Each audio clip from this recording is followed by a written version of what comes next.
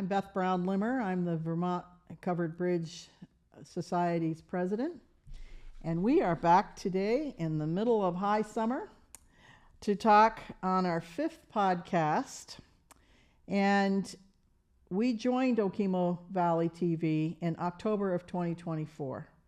And our first podcast, if y'all remember, was in November when we had a podcast that was entitled Discovering Vermont Covered Bridge Society. And we had 2 guests, Scott Scribner, who is our membership chairperson, and Mark Maddox, who is our Speakers Bureau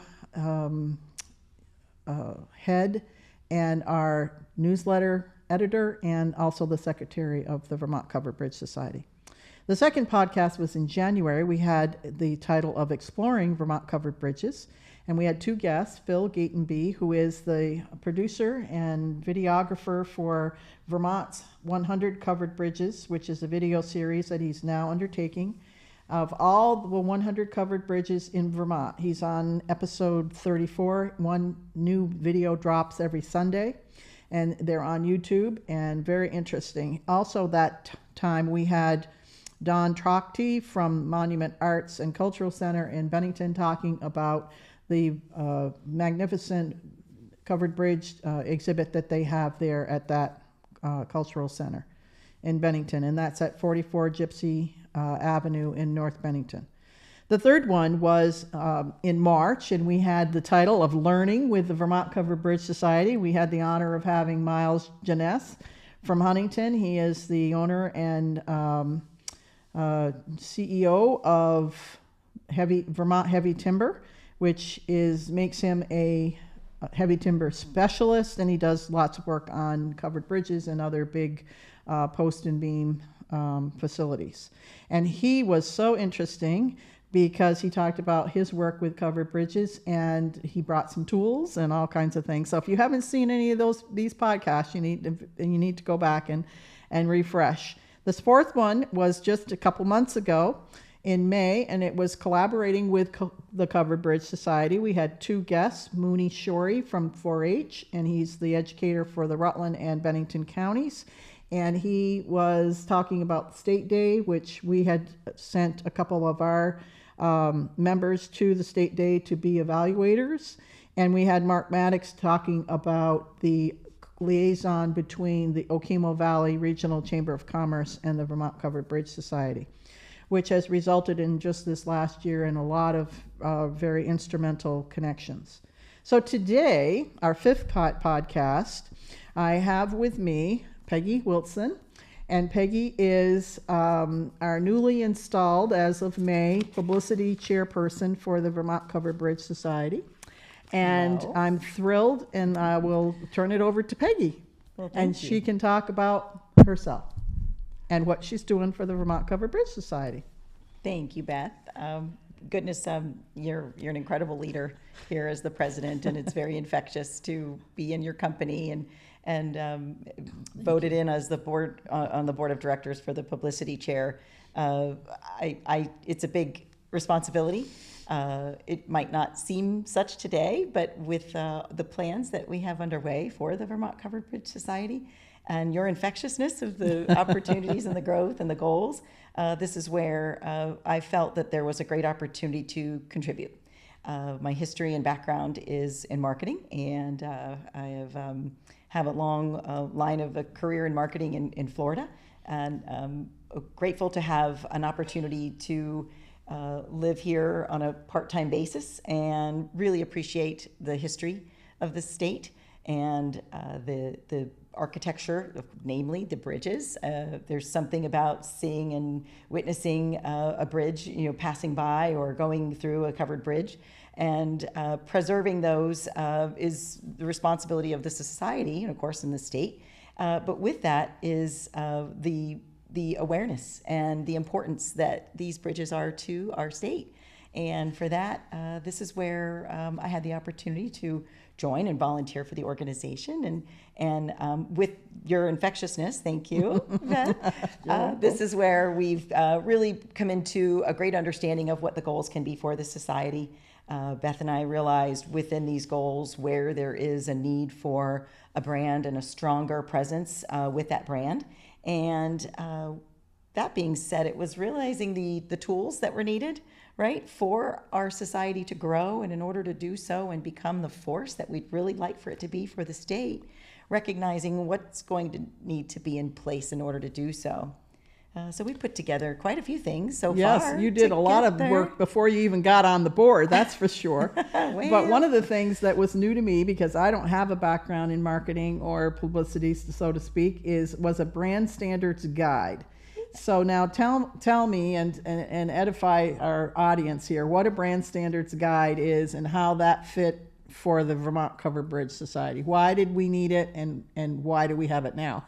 Good question. And let me say that our logo currently is in for trademark with the federal government. That's so correct. We're hoping to hear in a few short months that we're have the thumbs up on a registered trademark for the brand. So that's exciting. Right. But the importance for a brand standard guide is for the entire organization to understand not just our mission and our positioning, but what is our brand tone? What is our personality?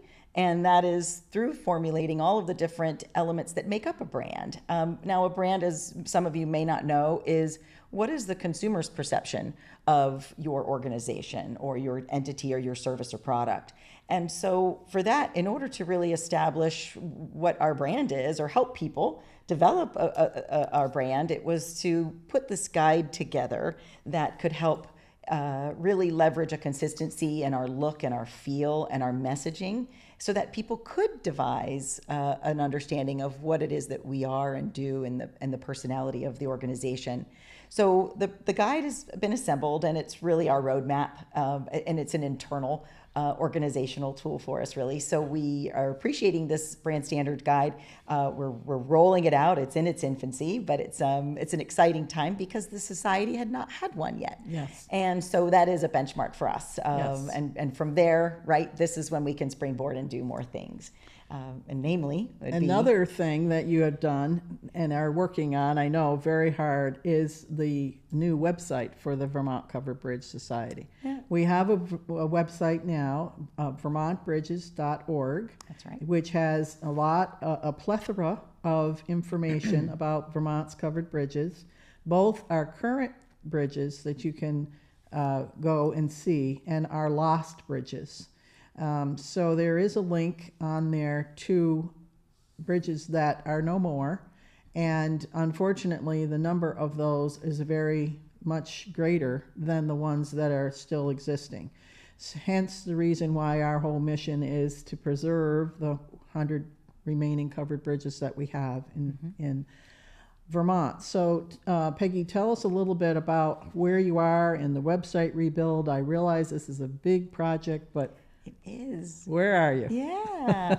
Well, I'm working with Steve Miyamoto, who's on the board and the communications chair.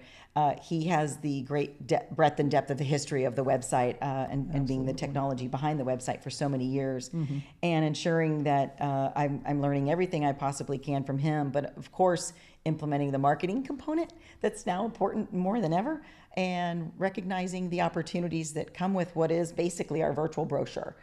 It is everything about our organization. It is every possible thing about the bridges. And it is really a great gateway to the membership within the society, where there is so much more information to be had, and fellowship and understanding of what it is that the society is our plight is and what we're doing, and the awareness and the preservation, most importantly. So for that, every possible topic that we feel, and there's so many angles of importance that is out there, we're sorting through, we're distilling it and getting organized. Beyond that, we are also in the design phase, of course, implementing those brand standards. And with that, we'll phase out the website. There's some such crucial areas that have been built. The interactive area where you can not just key in your county, you can hone in on the bridges of that county, but then hone in on that specific bridge itself and learn all about the history of that bridge and its specific location. So wow, what an incredible tool that we want to really make mobile friendly and really have in the palm of your hands, so that when you're doing these bridge tours and driving around, you can have that as your guide. And that is a technology feat unto itself. And great work has been done on that historically, so we're going to preserve some of that for the short term. And then when we're ready through one of the phases, we'll redesign that. Right. Well, we recognize there's almost like two schools of bridge enthusiasts, if you will. Yes. There's the people that want to do the tech. They want to get it on their phone. They want to get it on their iPad or whatever. And then there's also people that prefer to have an actual tool in their hand.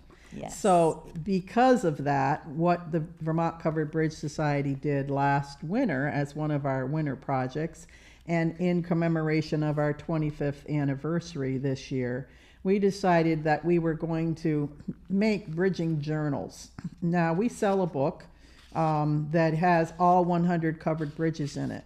And it was published in 1997.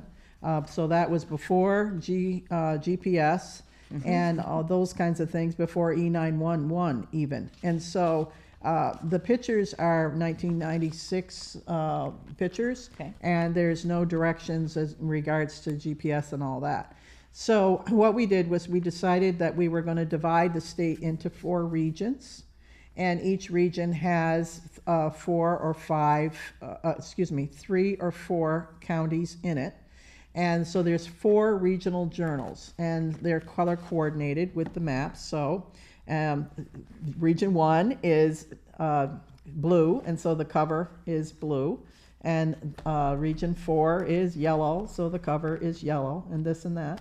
And each journal has the bridges within those counties. So each journal has between 20 and 25 bridges in it. And you can go to each individual bridge with the GPS. All the specifics are here in the box, and then we have a fun fact here. This is an up-to-date 2024 picture of what the bridge looks like currently. And then we have left this over here intentionally blank so that you can write your own story. You can write something funny that happened to you at the bridge. You can write whether you decided you were going to get a line wet, or you were going to go swimming, or you can sketch your own picture of the bridge if you're an artist, which I'm not. I can't draw a stick figure. But or put your own pictures there when you get your pictures developed, which some people still actually do rather than store them on their phone. So that was the idea behind these, and these are for sale. We are going to have them at our events, which we will talk about in just a few minutes. But this is the old school, if you will, and Peggy's working on the new school, the new technology in regards to being able to use our website for bridge viewing. There's an awful lot other things that will also be on the website. And I think you had told me, and this was interesting to me, that the average person that goes to a website, and correct me if I'm wrong, is there for about 2 to 3 minutes. They are there for a particular reason. It's a lot less than that. Is it? Yeah. Okay. And we have really a very short span of time to capture an audience's attention. Okay, interesting. And it really is about the desirability of the person to be there first and foremost, and then of course how they receive the information. What does it look like? What does it feel like? Right. And how quickly can they get to where it is they want to go? User So experience. if they are there because they were told or they heard on a show that our calendars, which I don't have today, but our calendars are one of the things that are on the online store. And so they want to buy one of these calendars on the online store, and that's why they're there. So how quickly can they find the online store, and how quickly can they make this purchase? That's right. Okay. We really want one click for the person who has a driven goal. A specific thing that they're there for. But we also like to make sure that folks turn from an investigator into a fan, is what I like to say. They realize that they're there and they're looking and they're seeking, right? But then when they eventually find it and they find more, and then they get intrigued by other things. Yeah, then they fall down the rabbit hole. They become what we call a fan. And we really do want fans. Yeah. And so this is where it comes down to not only the user experience, but dabbling with all of the different opportunities to learn different things and what might trigger a person's and their interest. Absolutely. And for that, this is the art of building the website. Yes, Yeah, and it certainly is an art form, I think. Yes, for sure. Yeah. And also, one of the things would be, I would think, if they are wondering about the events that are coming up, when is the next? We have 2 member meetings per year in the spring, which Right. is usually the first part of June, and in the fall, which is the last part of September, early part of October. Right. And, when is the next event? Right. So they're there to find that out. And so hopefully we can quickly get them into the events. Yeah. And we are hoping that there are a lot of people that are going to our website now because of the Covered Bridge Week that is going to happen in Vermont next week. That's right. And that is the 2nd to the 9th of August. And way back in February, when the snow was flying around, the governor of Vermont, Phil Scott, declared Covered Bridge Week to be that week, the 2nd to the 9th of August. And so we've been diligently working since then to stand up events all over the state to celebrate. This is our 25th anniversary, as I said, but also this is the first big splash as far as events for Covered Bridge Week.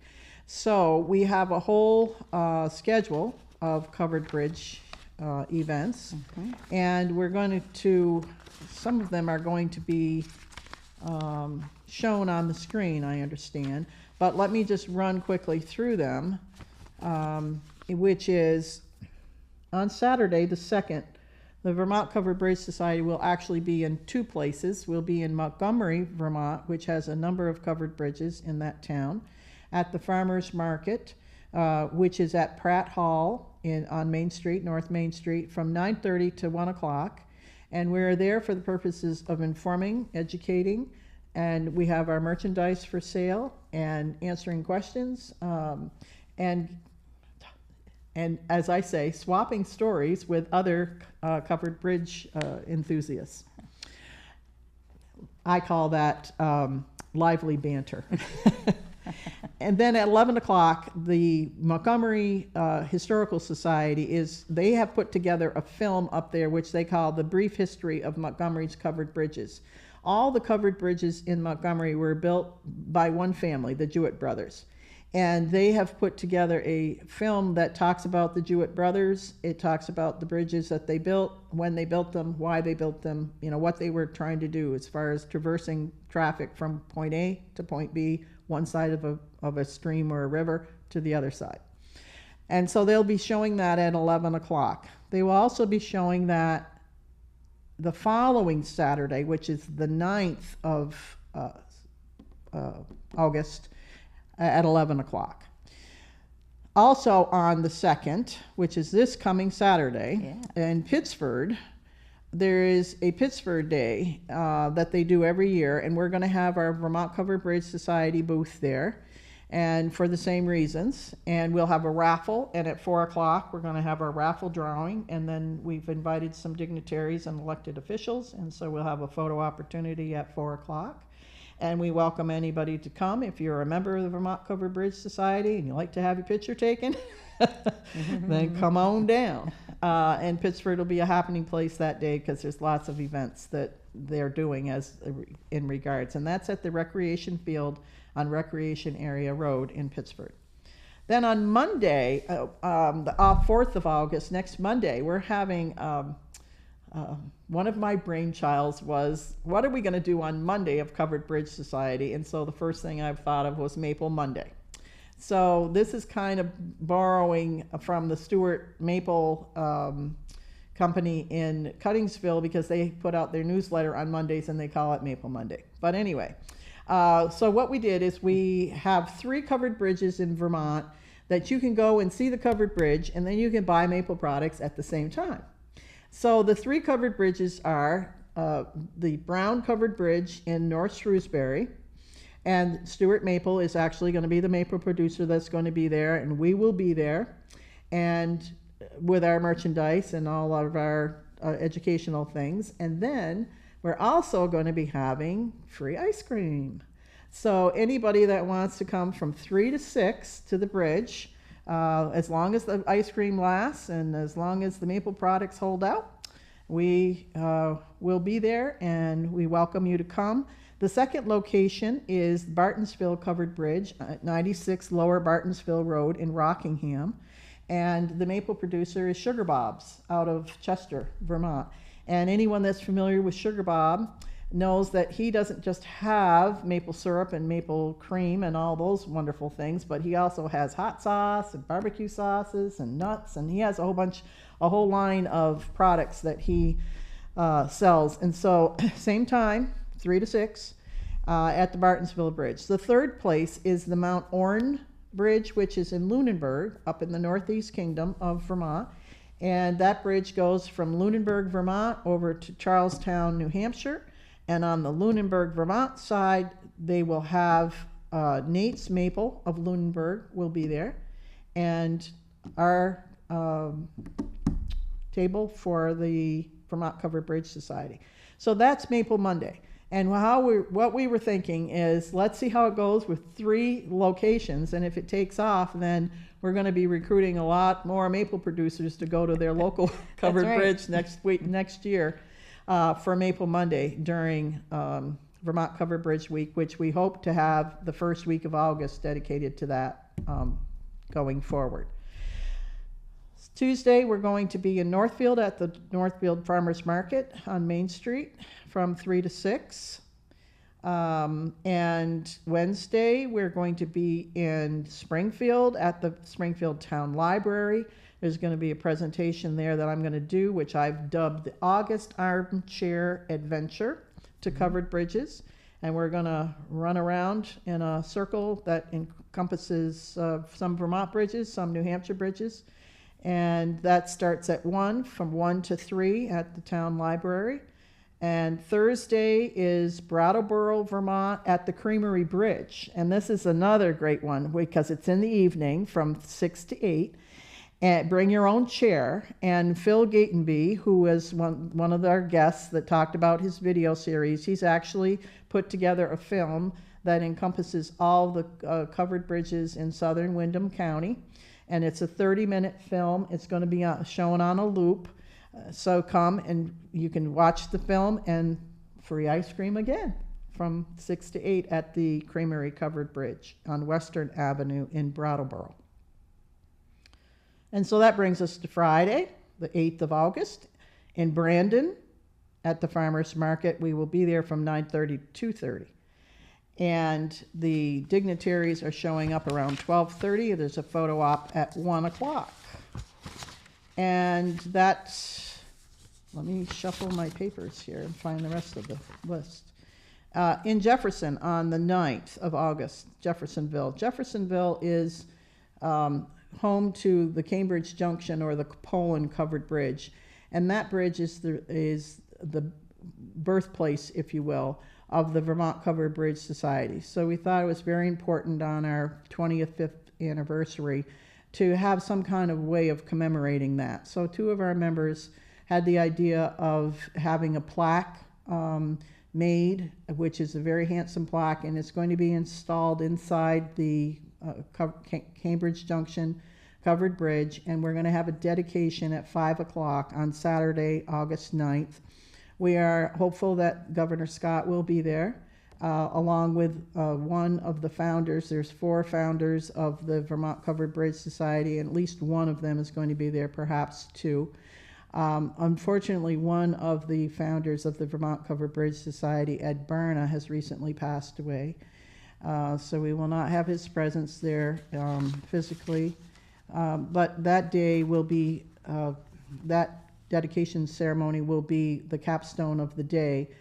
In the actual town of Jeffersonville, village of Jeffersonville, that day is what they call the Jefferson Art Bash, and the Vermont Covered Bridge booth will be there from 10 to 4. And then at 5 o'clock, we'll move down to the Cambridge Junction Bridge for the dedication ceremony. And then also on the 9th of Saturday, on Saturday the 9th, this is the last one, there is a safari that the New York State Covered Bridge Society and the National Society for Preservation of Covered Bridges has put together. It's a 2-day safari that will be going around to the Brattleboro area bridges, some in Vermont, some bridges in Vermont, some bridges in western New Hampshire, and some bridges in northern Massachusetts. So if you are interested in that, there's no charge to go on it, but you must pre-register and let them know that you're coming. Last I knew, there was 41 people that were signed up to go on the safari, and the email that you would need to respond to is w.marshfield1947@gmail.com, and that would be on the screen too, so that you can find out where they're meeting, what time they're going, that type of thing. So that is what is in the offing next week. We're going to have a busy week, Peggy. I'll be at Brattleboro. Yes, Peggy is going Brown to Bridge, be too. at the Brown Bridge on Maple Monday, and we have a cadre of members that are going to be fanning out all over the state to go to these events, and we wouldn't be able to do it if we didn't have members that were engaged and interested in volunteering their time. We are all volunteers here at the Vermont Covered Bridge Society. And so we need your support, we need your participation, and we welcome all comers. Now, let's talk about after Covered Bridge, life after Covered Bridge Week. Believe it or not, there is going to be life after Covered Bridge Week, Peggy. That's a thing. It is a thing. Yeah. So one of the things that we'll do is 2 days after the end of Covered Bridge Week, we're going to pack up and go to the State Fair at Rutland. Oh, right. That's gonna And be big. so on the 12th, the soft opening is at 4. The gates open at 5, which is Tuesday, the 12th of August. It will be open until Saturday night, at 11 o'clock. So that's 12 to 16 August, Rutland. We are in the Vermont building. Where else would we be? The Vermont Covered Bridge Society. We're in the Vermont building. If you've visited us in the last 3 years there, this is our 4th year of going there. We're in the same spot, same side of the aisle, the whole 9 yards. So we look forward to seeing all of our Rutland Fair folks coming over to the Vermont building to see us. And then in September, we're going to the Tunbridge World's Fair. And this is the first time we've gone to the Tunbridge World's Fair. Have you ever been to the Tunbridge World's Fair, Peggy? I have not. Well, you need to put that on your list of things to do. I should. The Tunbridge World's Fair, I don't know how many years they've been doing this, but a very, very long time. And Tunbridge is home to a number of covered bridges, 5 to be exact. And they stand up this World's Fair, which is old-timey Vermontica at its finest. They have buildings and buildings filled with, old farm equipment and old-timey displays, whether it be chair caning or weaving or any number of things. And then they have the Heritage Hall, which is where the exhibits are, which is where we're going to be with our booth. And so that's September 11th through the 14th. You have to go there in that 4-day span. So you have to kind of plan to be there either on the Thursday, the Friday, the Saturday, or the Sunday of that weekend. And then our next thing that we'll do in September is the 20th to 21st. We're going to be returning for the 3rd year to the Chester Festival on the Green. And that is have you been there? Okay, you have been to the Chester Festival on the Green. Okay, lovely. very good. Yeah. It's very popular. I think last year they had upwards to 100 vendors there on both sides of that Route 11 in Chester. So it clogs up the whole town. Yeah. But it's a great thing for sure. And we have really enjoyed going down there. We've garnered a lot of new members for the Vermont Covered Bridge Society through that contact, and we really enjoy being down there. Our next podcast will be on the 18th of September, And Phil Gatenby is coming back because he wants to update as to where he's been in regards to his videos and some of the things that he's found out about Vermont's covered bridges, which, not public knowledge, generally speaking. But I want to have him come back and talk about what new he's doing with that whole video series, because he's got a couple really interesting things that I won't give away that he's going to be doing. So we'll have him on the 18th. Hopefully the studio will be accommodating. We can do that because Phil's still in the workforce, and so whatever. And then our fall meeting, that's the last thing I'll talk about, which is October 4th. And that's going to be held at the Martin Memorial Hall, which is where the town offices for Weathersfield is. And that is Saturday, 4th of October, and starts at 10. And it usually gets done around 3. The last thing that we do when we go to a meeting is we have the business meeting in the morning, then we have lunch, then we have some kind of a program, and then we go out on our own little safari around to the covered bridges that are in that area. So That's going to be a nice time. it will be, yes. Will there be a fundraiser there that day? We always embed or have been in the last few years, we have embedded a silent auction into our meeting. Okay. And then last fall, I started a little thing called the Teacup Raffle, which is a fun little thing where you buy raffle tickets and then you put your raffle tickets in whatever item you want to take home with you. And it could be anything from, baked good to a white elephant to a covered bridge book to a whatever. Sure. So it's always a fun little thing. Since I was here last in May, one of the things that I've done is I have been working with the Vermont Tourism Commission extensively, and the Vermont Tourism Commission has been very, very generous to the Vermont Covered Bridge Society in regards to publicizing our covered bridge events.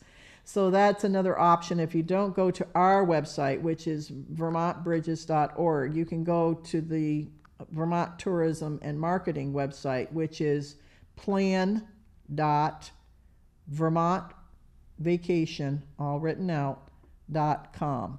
And they go to the events section, and they have different categories. They have if you're coming to hike, if you're coming to bike, if you're coming to ski. So it's all different categories, and they've even made a Covered Bridge Week category. So you can click on that, and then all these events that I just ran through will be up there, and you can pick out the one that you want to come to. And so the Vermont Tourism Summit will be next year. It'll be in April, and it's in Killington. It's at Killington. I went to the one this year. It was at the Hotel Champlain in Burlington on the 28th and 29th of April. So that might be something that you need to put on your dance card, Peggy Wilson, to come to Killington, since it's kind of in our neck of the woods in Rutland County. Yep. So That's right, it is. yeah. So Let's talk about the strategic plan that yes, you and let's I have been talk about that, Peggy. discussing. Well, it was just incumbent upon us as taking on the role of presidency a few years ago, and of course joining the society, recognizing what is our long-term goal, what is our growth opportunities, and where should we be exploring and expanding. Yeah. And what's the roadmap? Quite honestly, really. With some covered bridges along the way. There you go. But to that end, it was really a great collaboration between Beth and I to set about what does this look like, and it's a breathing, living document. Really, it can change and it can ebb and flow of time given our opportunities and whether it's financial or manpower and so forth. But right, it's who we meet along the trail. yeah, that's exactly right. To really help execute this strategic plan.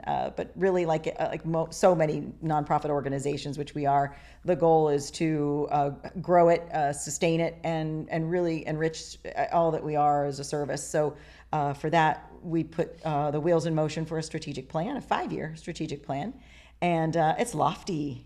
I like it. Yeah. It's work. It's gonna keep us busy, and it means that we really want to leverage more of our membership community, more of a volunteer community, more of the businesses of the state of Vermont, of course, the local area governments and the state governments. Our towns, right. And our corporations, towns. if I didn't say that. So that's where we're looking at ways for the organization to really become more of a household name in the state. And that strategic plan will be our catalyst for doing so. Some things along the way. Yeah, go ahead. We started just a very, very small footprint in March when we decided that we would send a complimentary copy to each of our covered bridge towns, a copy of our newsletter. So we have a quarterly newsletter that goes out in digital format and also in print format for our old school folks. Yeah. And so we sent a digital complimentary newsletter for our March issue to the towns along with an appeal letter, and said, we'd love to have you join the Vermont Covered Bridge Society. The current dues structure is $15 a year. You can come to our meetings. You can get our newsletter. Obviously, anybody can go to our website, but we also have within our website a member portal where there's minutes to board meetings, minutes to member meetings that are not generally known to the general public unless you are a member. And we've had about 15 towns that have taken us up on that and have joined the Vermont Covered Bridge Society, and we're thrilled about that. Beyond measure, and we hope to get all of them into the family, if you will, and so that we can maybe stand up some conversations between municipalities, between towns and the covered bridges. How can we help you? How can you help us? And those kinds of conversations, I'm hoping, are going to happen within the next several months. Yep. Maybe next winter, the project, instead of making a covered bridge journal, will be how it is that we can partner. But let me just, try to run this list a little bit here in regards to who it is that has joined. So if your town has joined, kudos to you. And you need to tell your select board that this is a wonderful thing and a great use of $15. But Lunenburg, they have a new town clerk up there, and he just came on to his job in March of this year, and the fellow is just absolutely dynamite and has been very helpful in regards to standing up the Maple Monday. They are also doing some informational things at their farmers markets in regards to the Vermont Covered Bridge Society. I guess on a weekly basis they do that. Fantastic. He did some graphics for me for around Maple Monday, and he has been ever so cooperative. And I absolutely need to shout out Gary Briggs from Lunenburg. And then we also have recently stood up a really good relationship with the Northfield, Vermont folks. And the Charlie and Cassie Morse up there, Cassie wrote an article that appeared in their local paper, I believe this week, about Covered Bridge Week and why we should care about Covered Bridge Week and why we should care about covered bridges. Northfield has 5 covered bridges. Of course, they really care about it, but when we go to the farmers market, they bought, when I was here last and we showed the banner, the Covered Bridge banner that says celebrating Covered Bridge Week in Vermont, and we, as an organization, had the banner designed and bought 25 of them and sold 24 of them. We need one for ourselves, and we sold them to towns like Northfield that bought 3, and to Pittsford that bought 4, and to Clarendon that bought 2, and so there's a much stronger relationship between the municipalities, the towns, and Vermont Covered Bridge Society, and I'm thrilled about it. Absolutely thrilled.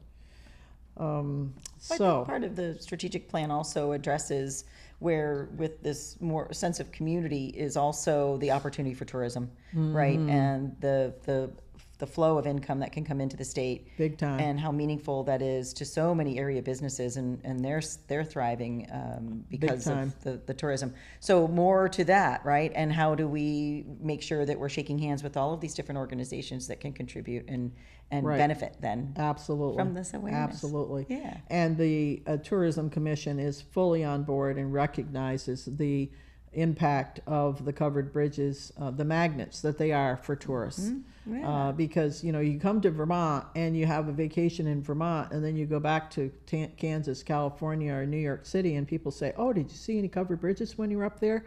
And it's almost like a badge of honor to people say, yes, mm-hmm. absolutely. Mm-hmm. Not only did we see a covered bridge, we saw the 20 that are in Journal 1 of the little journals that the Vermont Covered Bridge Society sells. And I'm actually in conversation with the short-term rental folks, because I'm hoping that the short-term rental owners will think that this is a useful guide mm-hmm. to have in their short-term rentals for people that are coming, staying for a week. What are we going to do in Vermont? Okay, well, we can ski if there's snow, or we can go out and see leaves or whatever. But let's do all that, but let's see some covered bridges too. So that's a great idea. Hoping that that we can appeal to some of those folks, and that will be another avenue to get people out to the bridges. Mm-hmm. Yeah. Because once you go to a covered bridge, then you realize, wow, this really is a treasure. Mm-hmm. This really is something that I don't have in my backyard. Mm-hmm. And so we need to preserve them. That's right. Absolutely. So is there anything else that you would like to talk about, Peggy?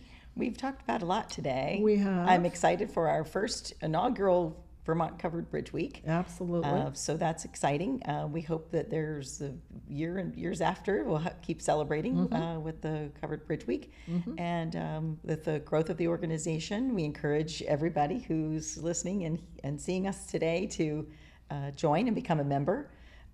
Lifetime membership. We didn't say that. No, we didn't talk about lifetime membership. One. You're one and done. Well, one and done. And also we have just this year decided that we need to give each lifetime member a little token of their devotion and dedication that they've shown to the organization. With it being our 25th year, we really felt moved to do that. So we actually had a life membership pin that I was neglected to wear today, and you neglected to wear. Same. But anyway, it's a very handsome pin, and people will wear it as a badge of honor for sure, and it's a great conversation starter. We have a lifetime member down in New Jersey who will be 90 in September, and she and I talk on the phone, and she said, oh, I've got this pin, and it's the most beautiful thing, and I wear it to, she lives in senior housing, and so I wear it to all my meals, and I've had so many conversations about Vermont's covered bridges and the Vermont Covered Bridge Society since I started wearing the pin. That's so incredible. Now it's almost like part of her uniform. She doesn't.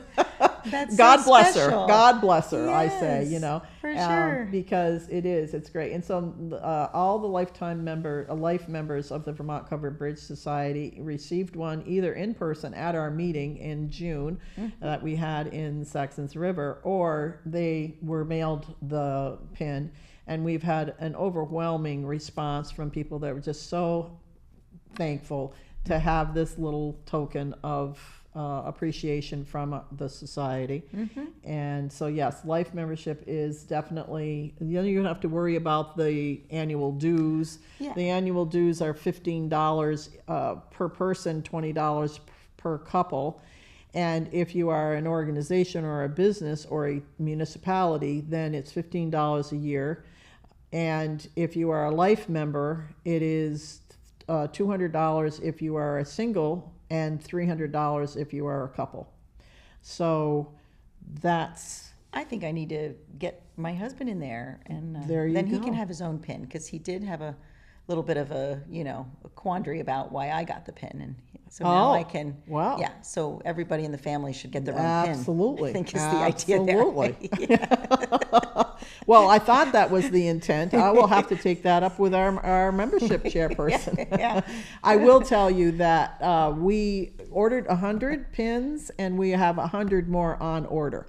So if you have recently converted from a annual membership to a life membership, your pin is coming.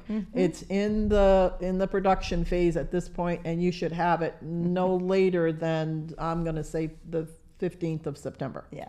So just be patient. We are currently flat out of those, and that's a nice problem to have, Isn't it? and to have to reorder them, and so that's what we've done. But That's exciting. yeah, Well, and the membership has grown exponentially, and that's living proof to it. But that's Absolutely. the very fiber of the society is the members. that's our lifeblood in regards to, you know, our expenses that we have, which of course we always have expenses as a nonprofit organization. In the last few years, last 3 years, our primary expense has been liability insurance, because we can't go to any of these fairs and festivals and stuff without liability insurance. Correct. And then probably the only thing other than the satisfaction of knowing that you're doing great work for a good cause that the members of the board of directors have is we do have liability insurance, directors and officers liability insurance that we pay for those folks. So that's an operating expense. costs? That's an expense. Absolutely. We have website fees. We have, you know, printing costs. We have our brochures that we have to, you know, print. And we have the merchandise that we buy and then resell. And so we have a fair amount of, we have an operating budget of about $10,000 a year. Yep. And so we need to, you know, have our membership grow all the time so that we can. When I joined the organization in January of 2022, there was about 150 members, and now we are approaching 400. Yeah, more than double. Yeah. In a very short amount of time of those 25 years. Yeah. That's exciting. So people know about the Vermont Covered Bridge Society because of shows like this. That's right. I was on the Across the Fence show, been on the Across the Fence show actually twice in the last year. We were on in the fall, and then Mark and I did that show, and then we were on just last Friday. It showed. We had the poster contest winner for our poster contest that we also had as part of the 25th anniversary. That's and right. she's a young lady from Hardwick, Vermont. Ella Renault, her name is, and she came over, and this is the first time she'd ever been on TV. She was very nervous, but she did a great job. Yeah. And of course, Keith Silva is so easy to talk to and great producer, and so had a good exchange, and showed her poster, and we actually have her posters that we have duplicated, had copied, and she signed them all. So we are selling signed posters by Ella Renault of the 25th anniversary Covered Bridge Week, and it's beautiful. I don't have I'm sorry, I don't have one with me, but they'll be available at all of our events. Everyone that's going to these events has been stocked up with all kinds of merchandise. Goodies, yeah. So, Well, I think publicity is critical for extending the membership growth too, right? Absolutely. So the awareness, the publicity that we're going to be putting out to a greater degree, sharing more information with the media. Thank you, media, so much for everything that you have been publishing, that we have been submitting, because this is our way of getting to be known. Yeah, and tell them about your press releases that you have done.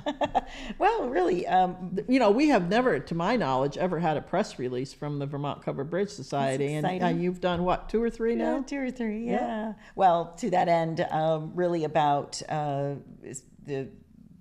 the latest, of course, was the Covered Bridge Week, and ensuring that the entire state knew the schedule of events, because really somewhere nearby, probably within a 45-minute driving time, there's something of an opportunity, and of course a bridge even closer. So for that, what's been the biggest crusade, is sharing that out to the media, and I think what's really important is getting out to some of those smaller publications, those newspapers. So still learning those email addresses and so forth, and getting in there. Right. And then one of the other things that you do is you track as far as who it is that takes that up. and puts that on TV or puts that in their paper. Yeah. So that's a big piece of what you're doing too. I'm really able to be more accurate with the digital aspect of it, right? Because I'm able to find it digitally. So that's something that we're able to, as we track, we're realizing the traction, right? Yes. And the popularity of our society and the media's desire and willingness to publish it. So, because it does affect every body within Vermont, and so every news media should see that it's beneficial for their viewers. So, Yeah, neat. great. Well, I can't thank you enough for all you've been doing and all you're going to be doing in regards to your role within the Vermont Covered Bridge Society. We're thrilled to have you and your husband as life members, and we can always feel like we have a professional publicity and marketing person at our beck and call, which there's not a lot of nonprofit organizations that are that lucky. So we thank you very, very much for everything you've done and are doing and are going to do. You are welcome. I'm happy to be a part of the organization. Good. It really is a great sense of community, and that means a lot to me. So Good. thank you. Okay. All right. Very good. And with that, we will close this edition of our podcast video that we do at the Okemo Valley TV station studio in Ludlow, Vermont. And thank you so much for doing this. And we'll see you next time in September, when we will update you on everything exciting that's going on and has gone on, and we'll tell you all about how Covered Bridge Week in Vermont went. So thank you so much. Thank you.